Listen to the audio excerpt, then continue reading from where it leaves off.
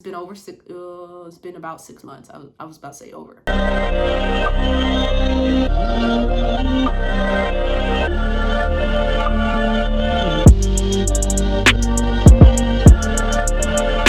So hey you guys, welcome back to my channel. If you are new here, welcome. My name is Rachel. Go ahead and hit that subscribe button down below. Join the gang, okay? And today's video, I've actually recorded this video at this time at least 3 times, but this is going to be the last time I'm going to record this because I'm going to do everything right.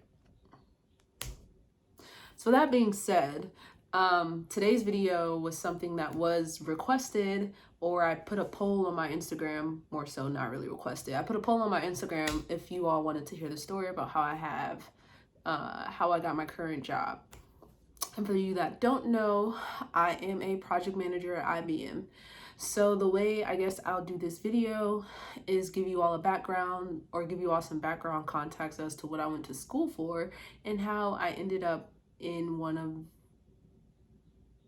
the best places to work in terms of IT, with no computer science or IT background whatsoever.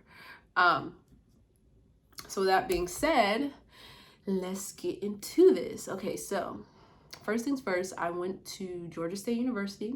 I have a bachelor's degree in journalism with a concentration to public relations, and I minored in English and hospitality administration.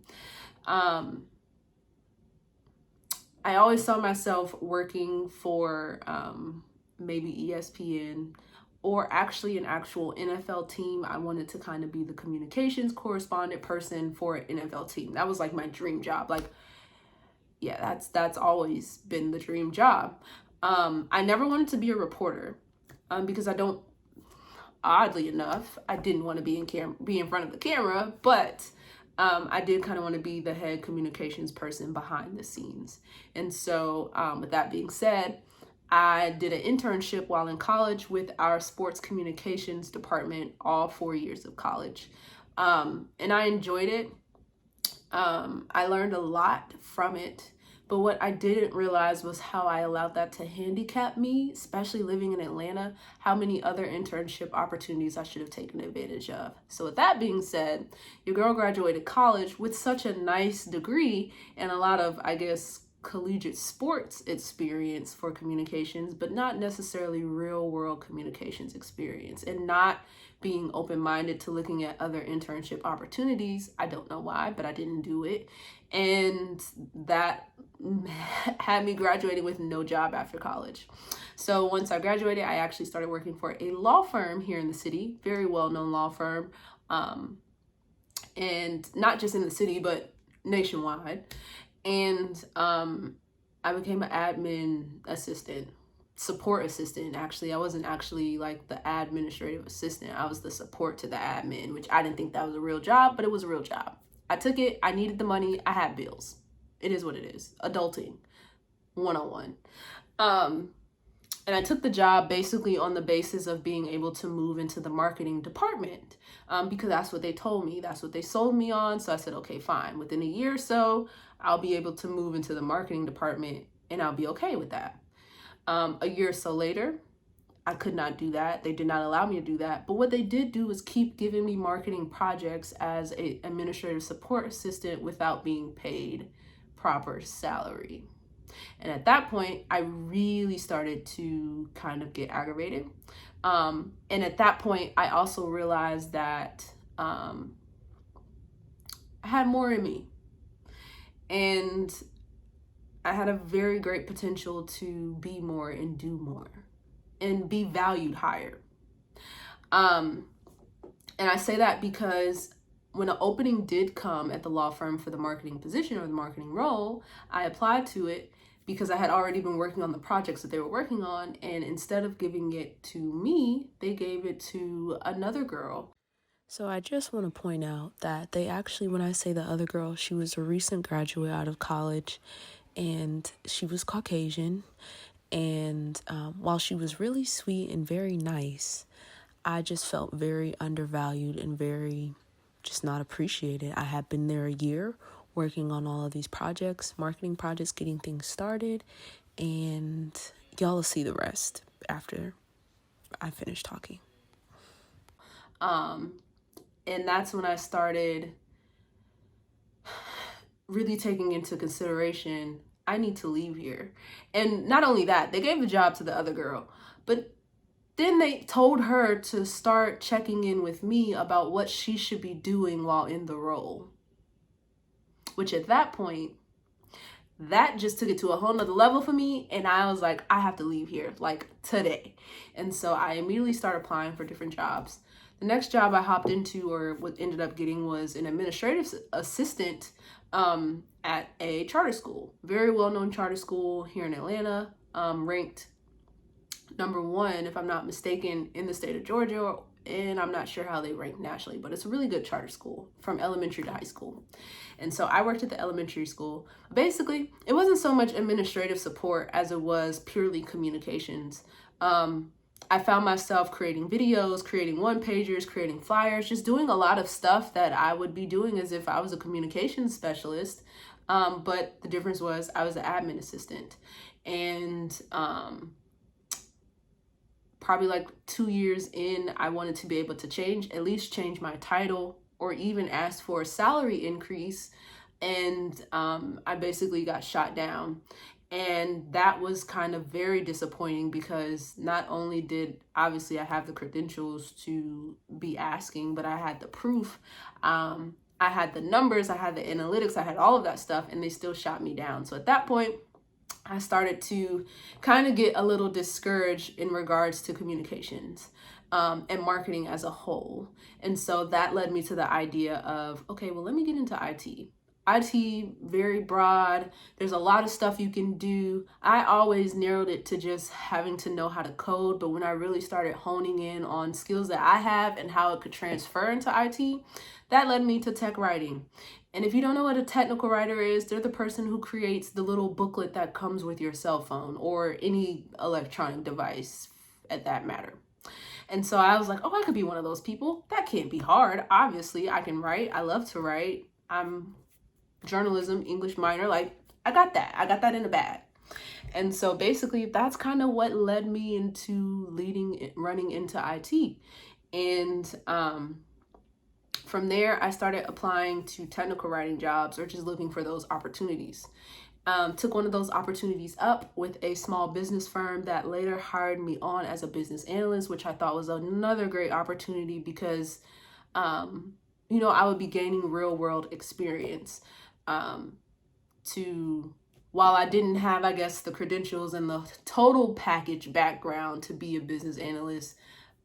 It did afford me the opportunity to learn. And I took it over actually a job with a social media marketing firm as an administrative coordinator for an account. Because one, I felt like that role was going to be more administrative, and I just couldn't see myself fulfilling another role like that, even at a marketing firm. I just couldn't. And so I took the job at the small business consulting firm, IT consulting firm. And from there, I really realized more of my potential than I guess they were even recognizing. And that led me into, okay, I'm full-fledged into IT. What do I really like in IT? And while working at the small business firm, it helped me to understand what I really wanted to do in IT. And so I started honing in on project management, agile project management, Scrum, just all these different things that I didn't think or didn't even know I'd be able to do coming from a journalism background. And so realizing my potential and understanding that I'm a human being and can learn anything, I started looking into different certifications. And so one of which was a Scrum Master certification. So I am Scrum Master certified. But outside of that, just really understanding different avenues in IT you could go. Unfortunately, because of COVID, I ended up getting furloughed from the IT consulting firm because clients weren't able to pay us, which means I was not able to get paid. And so basically I was furloughed, but God is awesome. That following week, the charter school that I worked at had an IT specialist position open and called me in that next week. So that Friday, I turned my stuff in. That next week, I was working as an IT specialist. And what that allowed me to do was understand more of a hardware kind of function, and even coding to a certain extent of, in that realm of IT. So now I'm gaining a little more real world knowledge, a little more hands-on opportunities and understanding processes and how things work, with software and hardware. A lot of my experience I gained was just through real world jobs. And so when it came to the IBM opportunity, it wasn't so much, it wasn't so much that I applied, it was that I was able to tailor my resume to highlight my, I guess, IT ability, in addition to, being able to be a great communications person or marketing person. And so honing in on those skills and tailoring my resume to be, to fit both industries, it led me to my IBM opportunity. A recruiter reached out to me and didn't disclose the client until we got on the phone call. Mind you, the recruiter had actually been reaching out to me like 3-4 times. Like, I had multiple messages in my Indeed inbox. I just never opened them because it looked a little sketch. Gonna be honest with y'all, it looked a little sketch. I never opened it, but it got to the point where, as I was a contract worker at the school, my contract was coming to an end after being there for a couple months. And I was like, okay, I have to find a job or, get a real job. Not that that was a real job, but actually find a very stable full-time position somewhere. And so I finally decided to open one of the messages on Indeed and responded back, got in contact with the recruiter. Recruiter told me that it was a project manager position with IBM inside of digital sales and client commerce, and explained to me what the role was. And within that, the very next day, I got an interview with my manager. Love her. She's super awesome. And that was probably one of the easiest interviews I've ever had, which is strange because you think IBM, it's super hard, but they really want you to be yourself. Your resume speaks to your skills, but they were really trying to see if I was more so a good culture fit. And obviously if I'm open-minded to learning, and growth, which who wouldn't be open-minded to that? So that's more so what my interview process was like. Of course, you do need to study and go in knowing your information, because I did have to know initiatives and stuff that IBM was doing, at least stuff that interested me. And so, yeah, that's kind of how I got my job at IBM. And ever since, it's been awesome. It's been it's been about 6 months. I was about to say over. I'm coming up, I think, on the 6-month mark, and it's been nothing short of amazing.